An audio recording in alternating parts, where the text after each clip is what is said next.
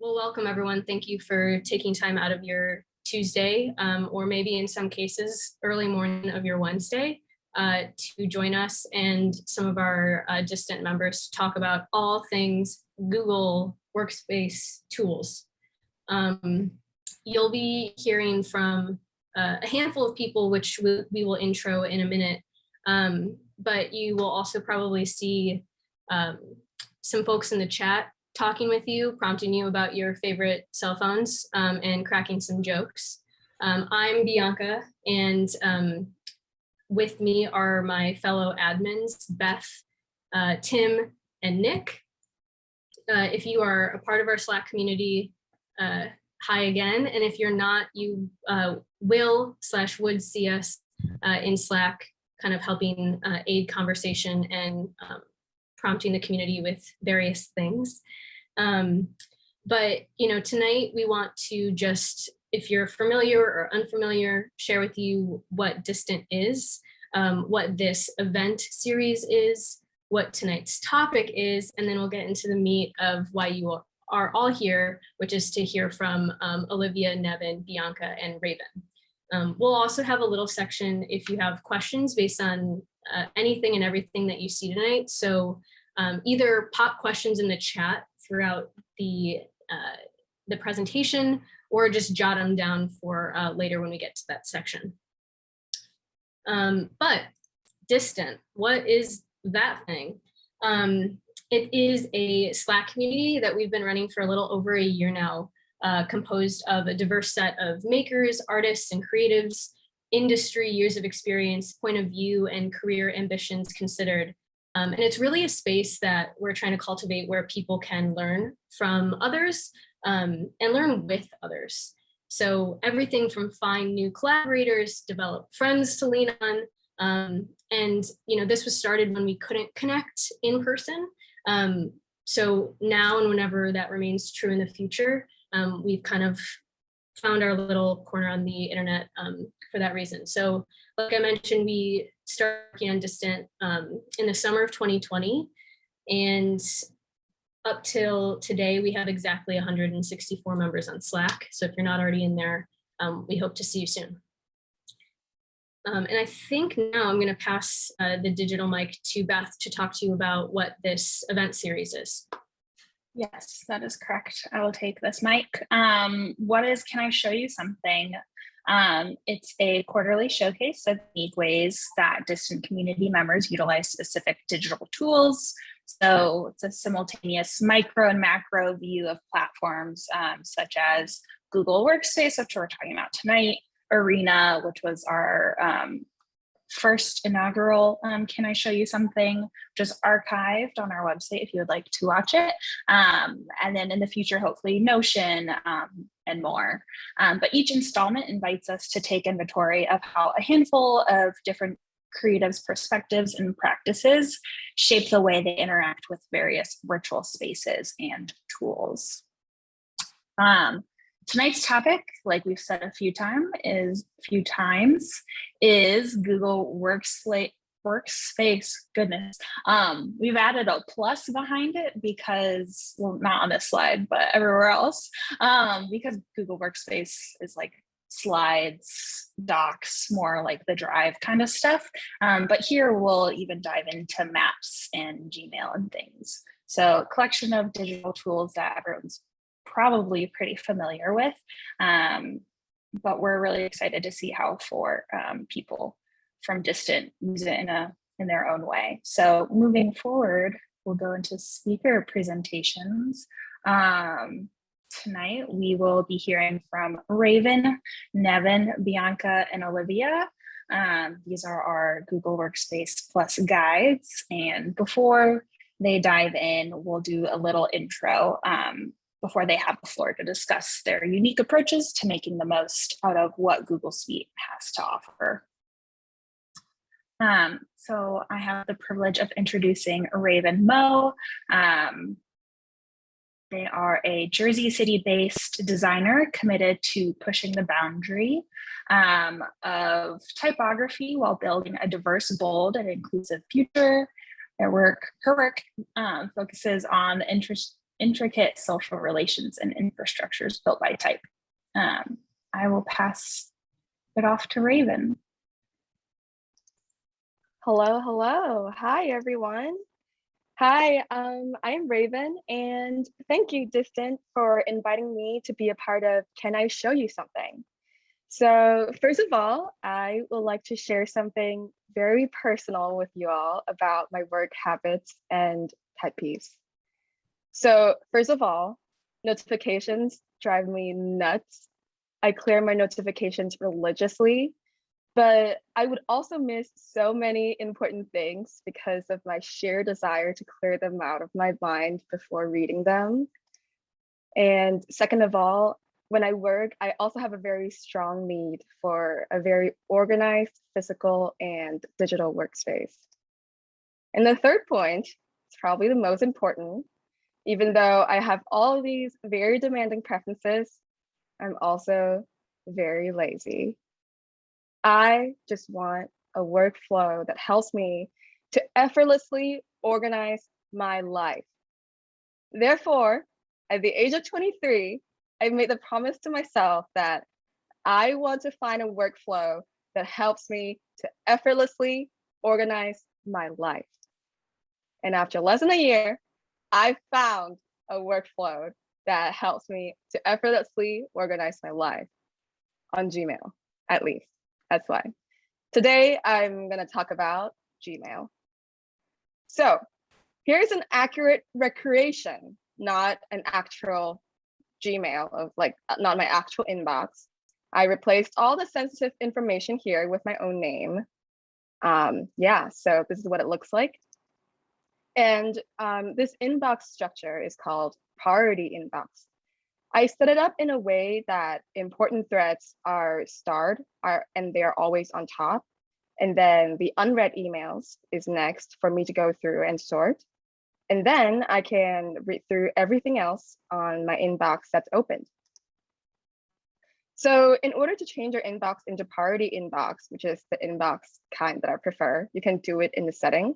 If you go to see all settings, and you can go to inbox, and then under inbox type, make sure you choose priority inbox, and then just like this, which I already selected.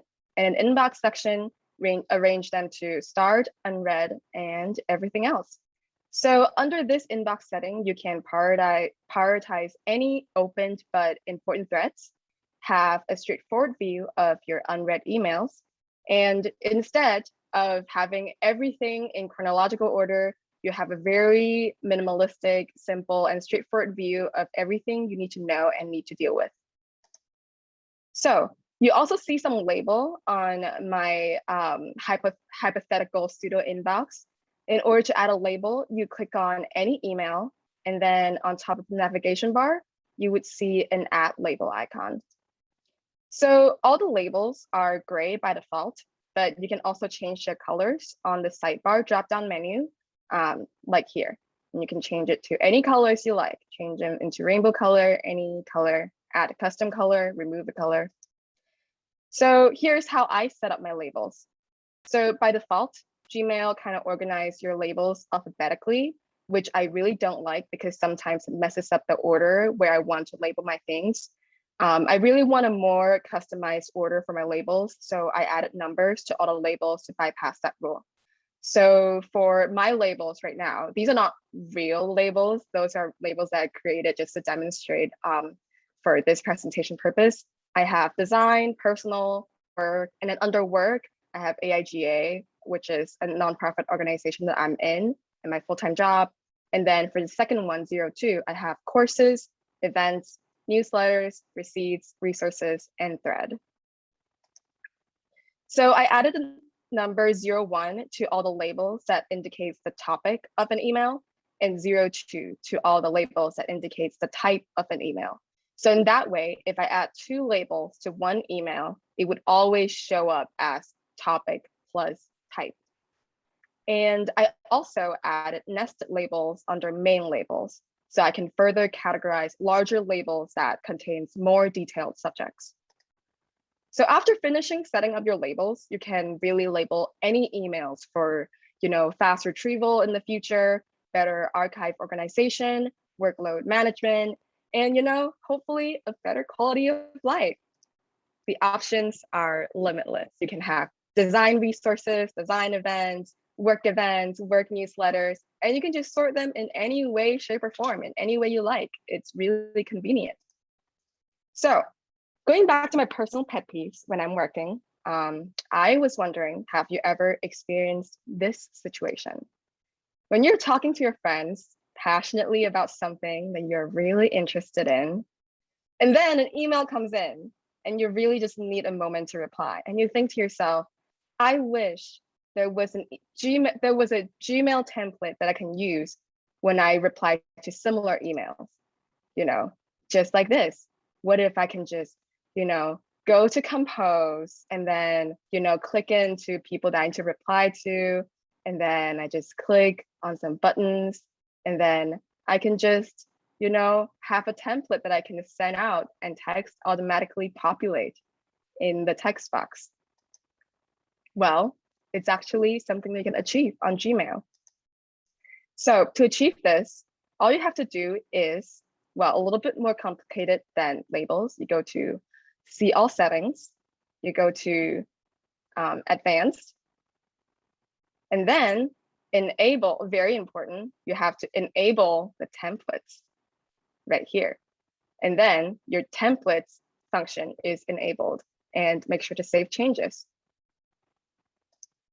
So after that, it's enabled, you can start creating a template by hitting compose, and then you can start typing out your subject, and then type out whatever you want to put in this template.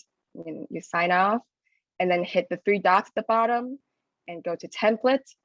That will show up, and save draft as template, and save as a new template like this right here. All right, so after that, every time you read an email, you can go to the same menu option and choose the template that you already set up yourself.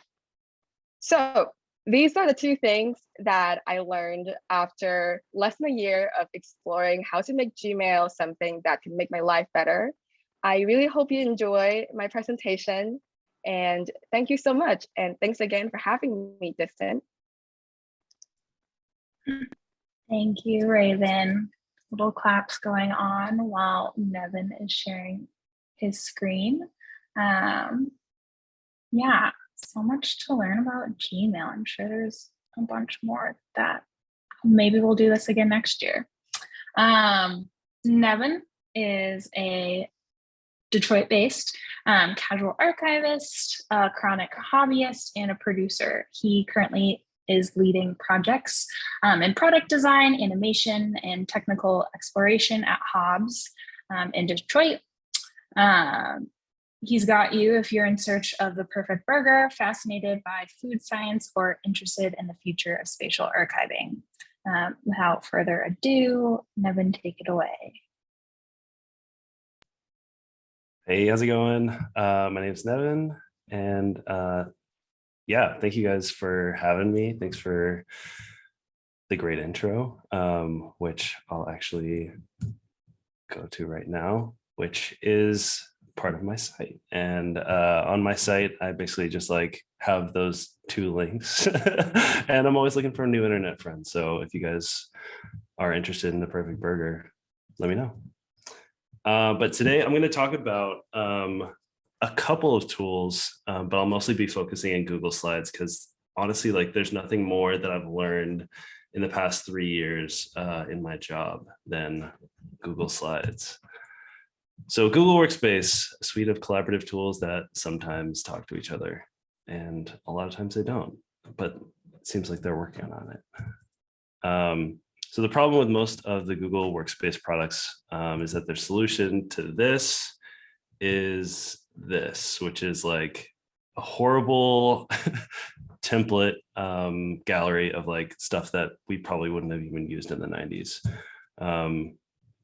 And, I think I spent a lot of time trying to find good templates, and especially when I first started presenting work on Google Slides, I really wanted to find, because like I think a lot of time I was working really fast on either on design or production, and being able to like manage the things that are going on a project.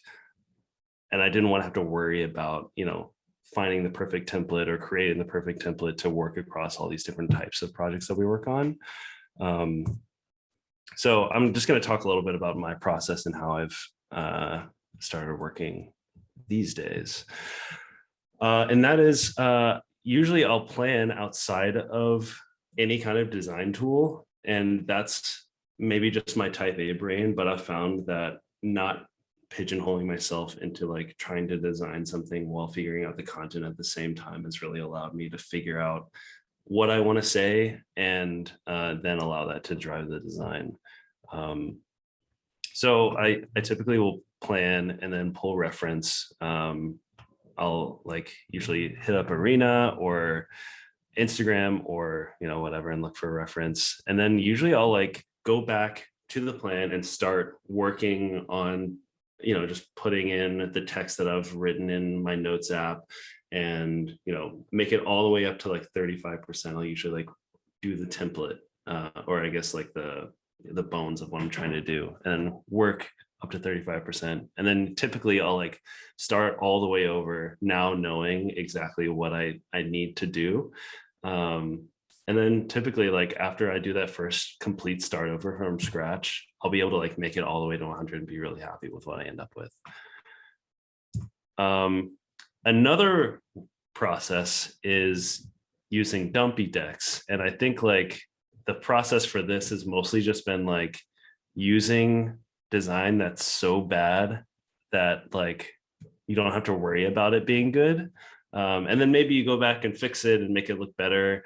This is actually a kind of like about me deck that we did at Hausers, is just kind of like introducing everyone on the team to each other with a few of our new interns. And I think like having the design challenge of like making it bad really actually helped us to like not worry about designing and really focus in on like the content and make it speak for itself. So another way that I use Google Workspace is Google Sheets. And I think that like this kind of speaks a little bit more to the first process, in that like figuring out exactly what I probably should have like cleared out some of these. So don't call my landlord. But this is basically a way that I organized work. And this is something that kind of acts as a living deck, or I guess as a living sheet, that as I was going through like the process of looking for an apartment, it really felt so nebulous, all the things that I was trying to organize all at once, because there weren't a lot of options for me. So as I was going through, it really helped to like find a way to organize it, and then like lay out all the things that I specifically needed that I couldn't necessarily find in a template. And then this is something that I did a lot during like the first lockdown, and that was like finding ways to do fun things with people on our team and with friends. And I think we did something that we just called the watch list, and basically we went around and like had everyone on the team fill out this survey of like what shows they're watching. And then we went through and had everyone fill out a form that essentially like had them guess who each person was. And as we went through that together, I also created a Google sheet that like recorded those responses and automatically like through both formulas and conditional formatting laid out like how many points each person got and which ones they got correct. And that's kind of how we like ran the game show. And then we went through and like showed them all together. This is what I was watching at the time. I guess this was probably like early 2020. But yeah, it was just a fun way. And like I didn't really know anything about like making a game or how to use this in a way that was actually helpful, but it ended up working out and it was a lot of fun.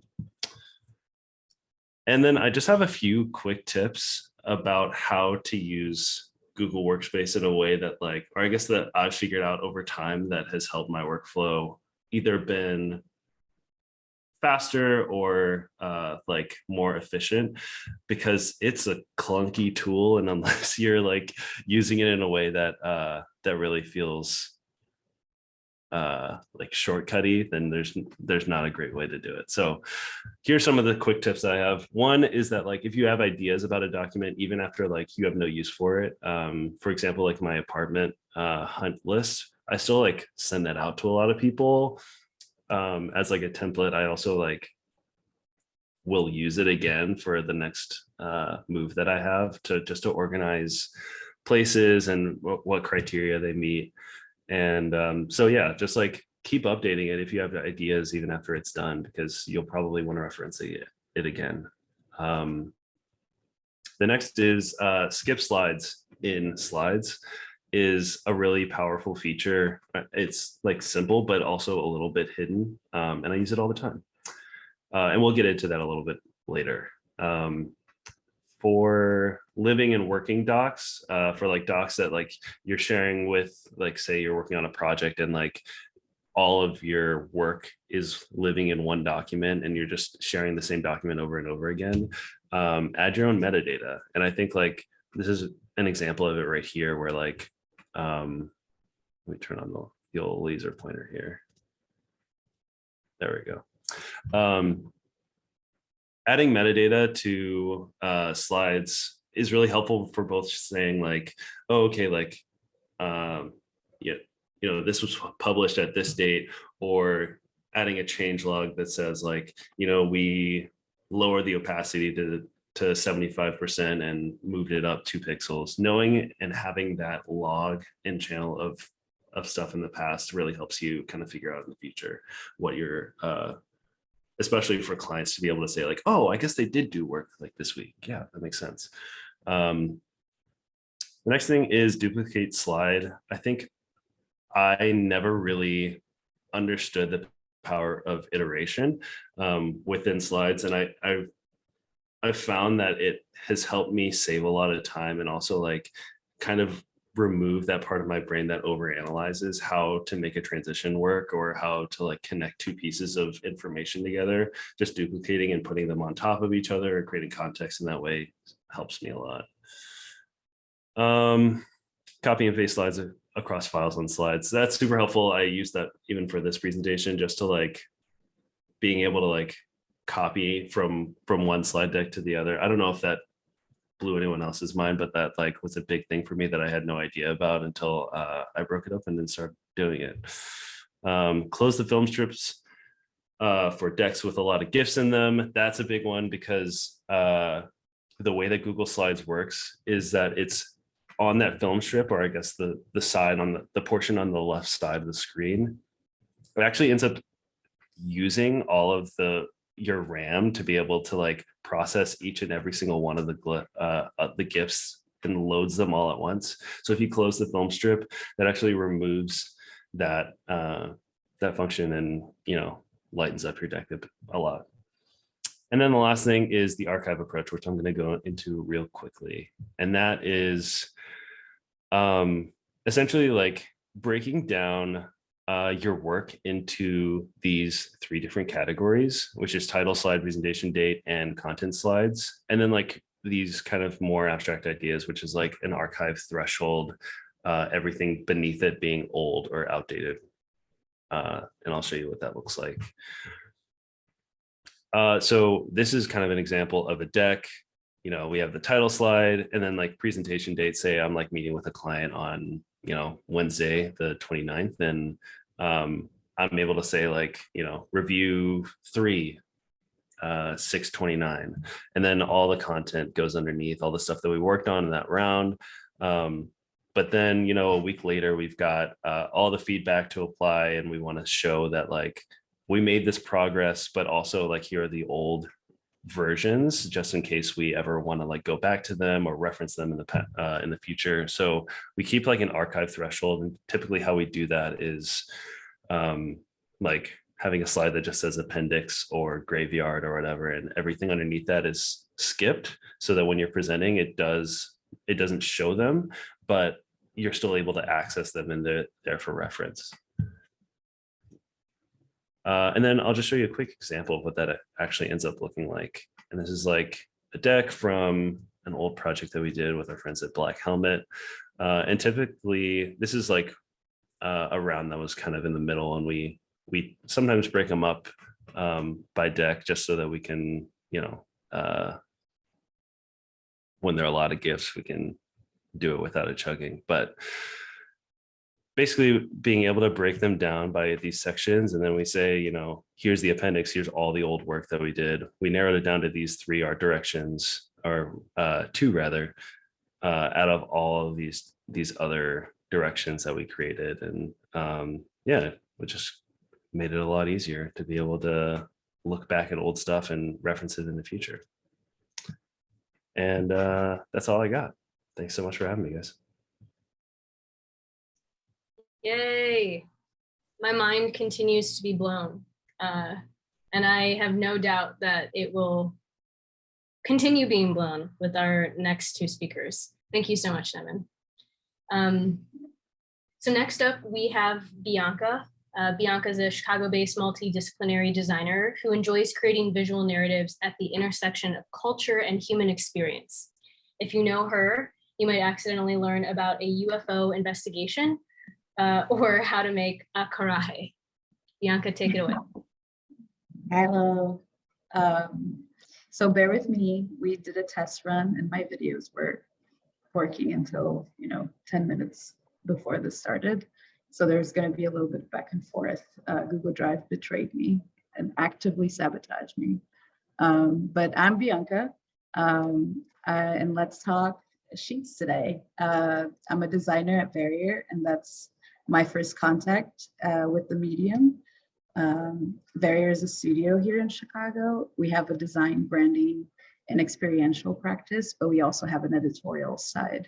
So if you go to Barrier.com, you can find a lot of content that we produce based on our interests individually and as a group. And sometimes we call a collaborator to do something for us. So you can find thematic playlists, maps on the best soft serves in the world, opinion pieces on what's the best snack, the best pet, the best cult, scans of old diaries, sketchbooks, matchboxes, really anything that we like reading and looking at. And since before my time at Barrier, there was always this intent to use Google Suites as an extension of this editorial work, mainly for recommendation lists. So we have these 2 templates. This is the first one. It's the image forward one. So basically just images and a caption describing it. And we have this one, which is a grid with photos that goes horizontally forever. So these 2 are usually the basis of what we do. So I'm going to show a couple that we've been doing and that they show like the fundamentals of what we do to try to make them custom and have like editorial quality to them. So the first one is this one, Asray Garden. It's a list on products that Asray Garden has to help you take care of your interior space, make it cozy and you. So this one was made by Adam Rodriguez, another designer at Barrier.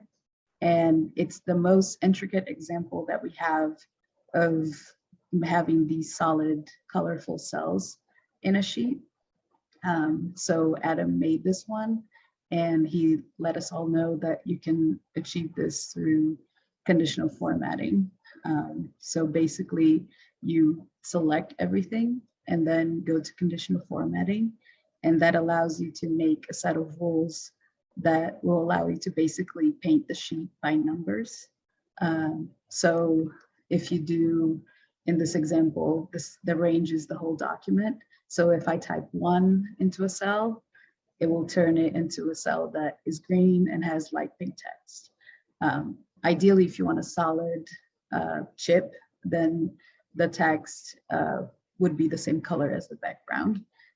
So basically the big flower you see in the middle is a bunch of little numbers that he was typing and made it through to achieve the rose effect. So that's one of the things we do. The next one is the tilings, baths, bathing. Bathing was one of the first ones that I've made at Verrier, and it's a list on products and things that can help you have enhanced bath experiences. And we did it internally as a group, and we then published it on the website. So to me, it was already funny that the background already looks like a tile wall of a bathroom, white tile. And then I just wanted to bring in some patterns and some different tiles into the mix. So what I did was make these squares in those proportions in Illustrator and then export them. And then you can import them in the cell or over the cell. So when you export them in the cell, you create this tile that you can then replicate. So I just needed to import the 4 tiles, and then like if you want to copy this one and then paste it a bunch of times, you can do that. And then it will start making the patterns that you want. And then if you export them as a PNG, oh yes, so the examples. So I use them as quotation marks, as like arrows to point to photos, or as like frame elements to frame like pictures and stuff. And then the stairs, like a 3D effect with the 2D tiles. And then if you export them as PNGs, if you change the color of the background, it will remain there with the different photo. You wouldn't have to redo it. So that's also useful if you have a last minute decision that compromises the entire operation. Next one is Spencer Tweedy, home recording gear. We had Spencer Tweedy make this recommendation list. This was like COVID, and he had just published a book in collaboration with a lot of other artists who record at home on how they do it. So he made us a list of 10 things that he uses and swears by. And I had this idea of making a perspective of like just opening a door and entering a small room in an apartment in Chicago and seeing all these things in a perspective, in a point of perspective. So basically I just have these lines going in 4 points. And then the center is this chair with a microphone and the window. So basically same idea as last time, just making the little tiles with the lines how I wanted them. Some of them were corner tiles to make the squares, and then the diagonals. And then just making PNGs of the products that he recommended, or things that I would think would make this apartment more homey, like a plant or a lamp, or this chair that my friend Beto sent to me when he was at a library on this day. So it's all organic. And then the last example is our collaboration with season 3. This one, it was basically a list of things that are good to have if you're living in a city. So I was just imagining walking downtown and seeing like some layers of grime and asphalt, and just layers of construction and what's left of them. So I did little grimy squares that I repeated randomly over the documents, and then did some like paint splatters. Ink and paint are different words. English is my second language, but these splatters of paint that are on the ground, just layers of color changing in buildings, and then just cutting out a lot of like fresh gum on asphalt. I wanted fresh gum because old gum all looks the same. It's those like dark little patches that are smushed, but fresh gum has the texture and the volume and the color. So I made an assortment of gum. I thought it was gross and nice. And then made some terrazzo-y texture slabs to display the products on the street for sale, like a yard sale. And this is what it was, just a bunch of little gum on top of these things. I like this one a lot, the palette especially. And then the last thing I want to show is the diagonal text. So Google Sheets allows you to make text in all these weird little positions. So sometimes, like in this sheet, it was Martha May, Jean Cake from Martha May, made a list on things you should buy to paint in the fresh air. And then it was also nice, and I featured the clouds that she painted on paper and then distributed it on the document. But then we always want to have the attribution to link back to Verrier. So you can just do like a corner, like diagonal feature like that. And then we had Damian Nichols do a list on the best 10 plants to have when you're a first time plant parent. And they're all Dracaena. So I made these diagonal ones. So when you do it on a corner like this, and then you have the lines a different color, it makes this like dented, cool look to it. So yeah, these are the main things that I use for sheets. Unreal.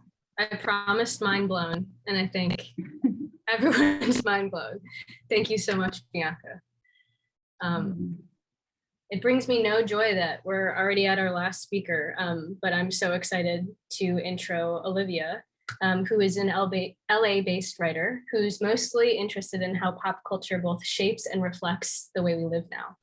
She's currently a senior copywriter at Butcher Shop and loves crunchy snacks, walking around outside, and various creatures, many of which we will see tonight. Hi. Okay, so we're going to take a hard pivot from all of these hot geniuses and move into something a little different. Okay, so everyone here so far has been like madly proficient in Google Suite. In fact, proficient, I feel like doesn't even begin to scratch the surface of the idea of like designing in Sheets. Incredible. So I feel like it's been something that like when I was younger, it was like, oh, I need to be proficient in these tools. It's like something that I would have on a resume, but I'm not. And that's okay, because I've never worked somewhere where they like graded you on how good you were at a program like Google Sheets or whatever. And there's ways to get around this, a lot of them. And I think those ways of getting around being good at something can actually make you a stronger creative. And that's what I'm talking about today. So first off, you can always ask a friend. I mean, this is a prime example. We just saw some people who are absolute geniuses at this, and they were willing to share. And there's so many other people that are always willing to teach you what they know or make you a template or help you in some way. And then also I really lean into being unproficient or improficient or whatever as a strength. It's something I kind of call creative hedonism, and it's the idea that it feels good sometimes to be really bad at something, and that leaning into that can be, again, a strength.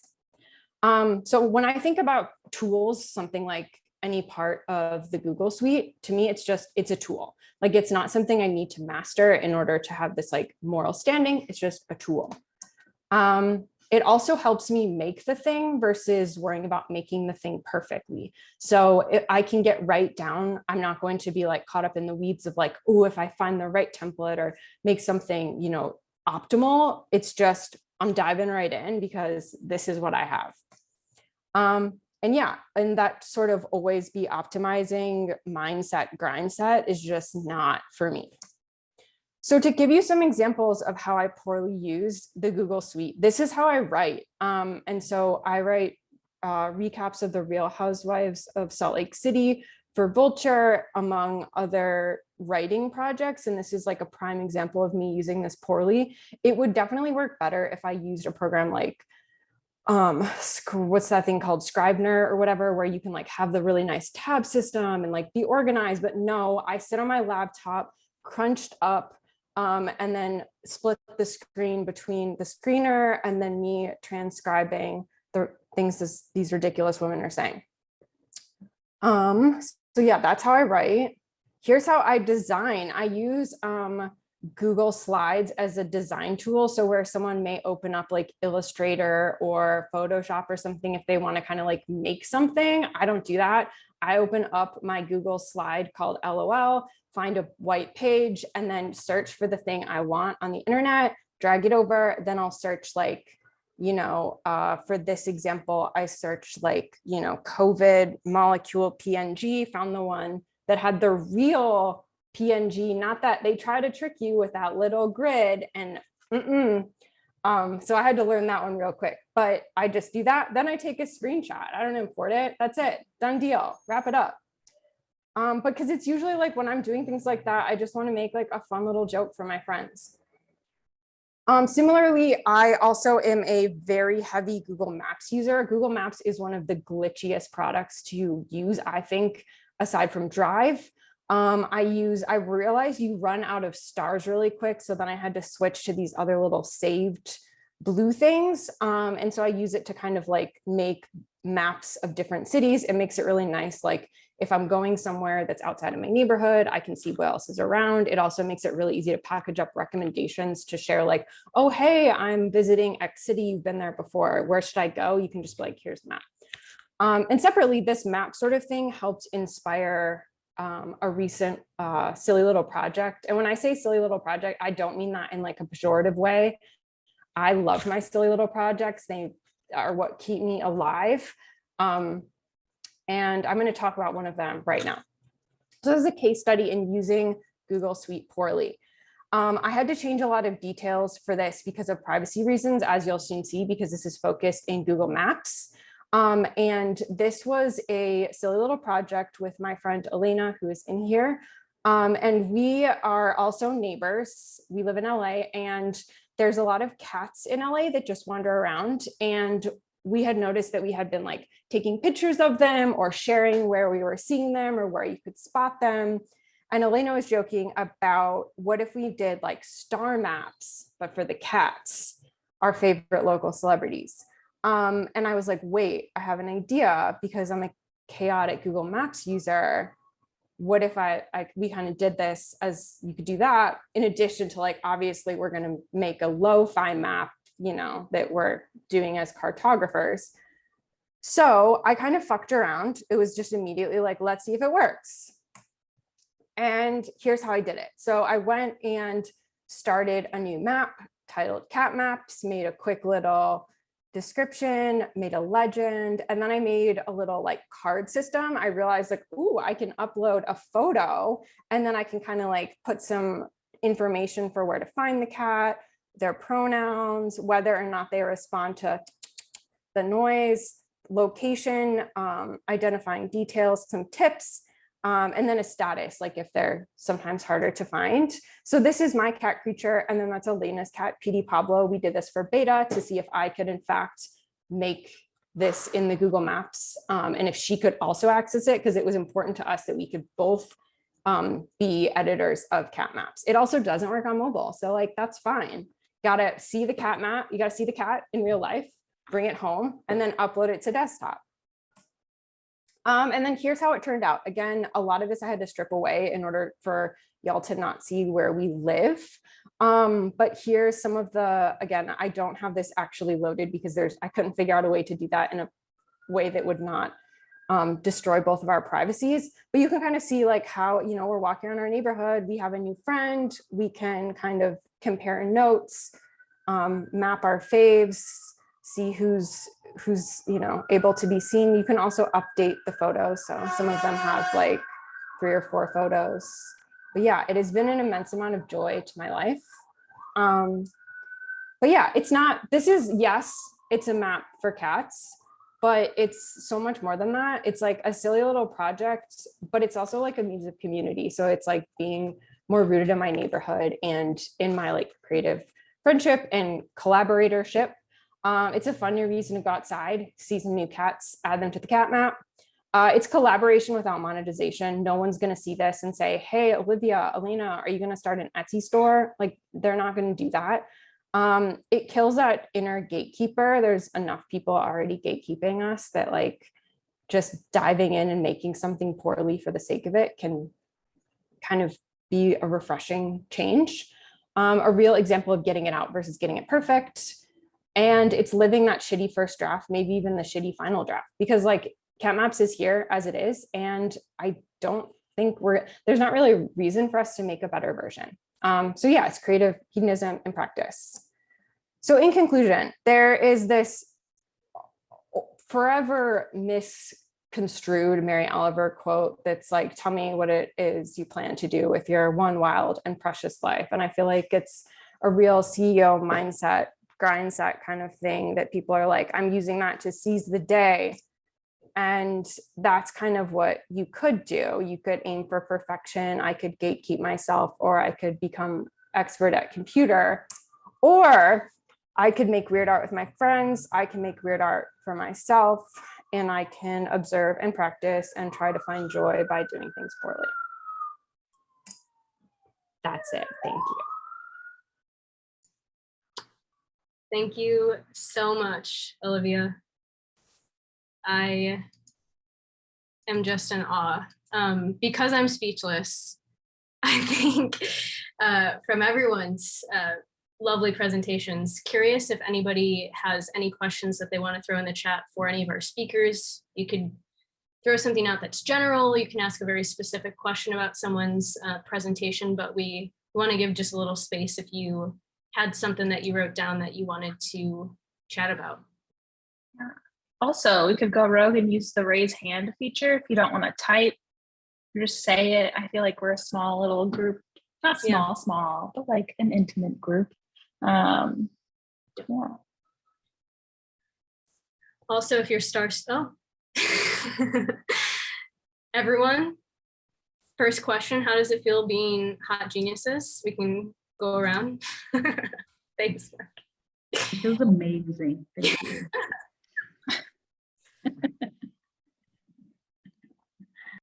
And no pressure. Nothing comes to mind. We will make sure that this gets uploaded to the World Wide Web by the end of the week. So you'll have it to reference, and hopefully you will join Distant and you can chat with our friends whenever. And or I think Tim has been dropping their handles in our chat if you want to give them a follow. Beth, did you raise your hand? Yeah, I have a question for Bianca. When your team is putting together these sheets, are you like, what's the process look like in the beginning? Like, are you sketching that out, or are you just like diving into sheets using like a template, or I don't know, curious about that. It definitely varies. Like sometimes when it's an external collaborator, they provide some assets. Like Jean from Martha May gave us the little clouds and the watercolors, and then we based it off of that. And they were pink, so obviously I did pink and red, the best combination. And then sometimes it's kind of confusing because it's like, I think we have one called Staving Off Existential Dread. And it's just us as a team talking about ways that we stave off dread. And then I was like, I wonder, sometimes it takes a while, but I made like a few portals brightening out of the darkness and a lot of emojis of people doing this, and, you know, protecting themselves from existential dread. I feel like it's a lot of, I feel like we always think about what's the most obvious way to do it, and then do it with a twist somehow. Like, yeah, this could be a very sentimental, like doom and gloom thing, or this could just be the most casual one we've ever made with simple colors, emojis that represent us and the things that we're doing. And at the end, like a little, one of those like meme cats of their faces are smushed and they're crying with big eyes. Like, I feel like we always approach it with some humor. I feel like that would be the number one way to do it. But it's also random. It's like, sometimes it's like, here it is. Yeah. I like looked it up and I was like, number 2, eat an orange. And I'm like, it's so funny. Scurvy Like, yeah, is bad if you have it. Scurvy is a bad thing to have. there we go. I love it. Thank you, Bianca. I think we all have a question for Nevin. How long have you known about said laser pointer? Laser pointer is relatively new to me. I think probably in like the last year. I've actually a different distant member and coworker of mine, Eddie, pointed it out to me. No pun intended. And like it's cool. It's hard when you're like doing like a little white cursor across like a whole white page in like with the Zoom compression and stuff. So yeah, laser pointer. Should have changed the topic of my talk. Can you imagine if you could change, like those kits that you can change the kind of laser that you have? So it could be like a little cat face or like a star. That would be it. Was that like a MySpace thing? I feel like I had like the crazy, like, yeah, I had like the No, small. it's like actual lasers that you like twist. I it had out you one can, of like, twist it those. and change it. and then like, retwist it. I have in this another right here shape. with Creature. He'll probably do it. wow. Yeah, I had one of those with like my cats as a kid. I guess Creature coming. We're getting a creature cameo. Hold on a second. Yeah. There we go. Wow. Yeah. I don't know if Amazing. it's going to happen right now, though. Oh, here we go. This is the butterfly. Creature. There you go. Oh, Oh my God. amazing. I don't know if you guys can see it. It's a butterfly right Oh, we now. can. I can't tell it's a butterfly, but You can can see the change it red. to like dot. There's the mouse. Star. Look. When presentations converge. I love it. Incredible. Does anybody else have any questions by chance? I don't want to put Creature on the spot. You don't have to perform for us, Creature. All right. Well, that concludes our time together. Thank you all for joining us. Like I said, a huge round of applause to our friends who presented. And like I said, we will do our best to get this up as soon as possible so everyone can reference all of the good stuff that we heard tonight. And if you're not a part of Distant yet, go online, look at this URL, join us on Slack. We have a lot of fun, and we are all looking out for each other, which is the point. So with that being said, thank you again, and hopefully we will see you on the internet. Thank you. Thanks, Thank everyone. you. Bye.